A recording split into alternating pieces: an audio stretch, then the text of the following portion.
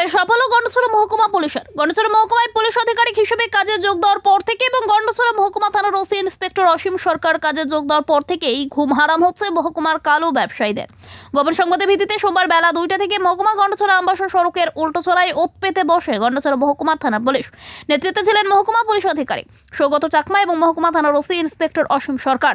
ওই দিন বিকাল 4টে নাগাদ একটি গাড়ি চেকিং করতে গিয়ে গাড়ির মধ্যে প্যাসেঞ্জার হিসেবে থাকা এক যুবকের কাছ থেকে 2টি সাবানের কেসে প্রায় 7 লক্ষ টাকার ব্রাউন সুগার উদ্ধার করেন এবং পাচারকারী ধলাই জেলার গঙ্গানগর এলাকার বাসিন্দা উবারাম রিয়াংকে গ্রেপ্তার করে গন্ডছড়া থানার পুলিশ। গন্ডছড়া মহকুমা পুলিশ আধিকারিক হিসেবে সৌগত চাকমা কাজে যোগ দেওয়ার পর এবং মহকুমা থানার ওসি হিসেবে অসীম সরকার যোগ দেওয়ার পর থেকেই কালোবাজারি ব্যবসায়ীদের ঘুম উড়ে গিয়েছে বলা যায়।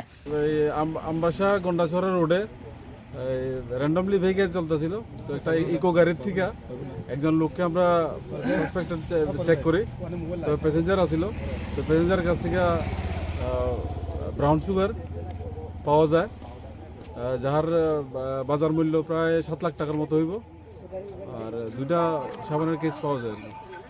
কাউকে গ্রেপ্তার করতে পারছেন কি? যার কাছ থেকে পাওয়া গেছে তারা গ্রেপ্তার করা হয়েছে। তার নাম কি স্যার? তার নাম উবারাম রিয়া, যার বাড়ি ইয়েতে গঙ্গানগর। এটা কোন রুটে হয়েছিল স্যার? এটা আমবাসা এই গন্ডাছড়া রোডে, উল্টাছড়াতে।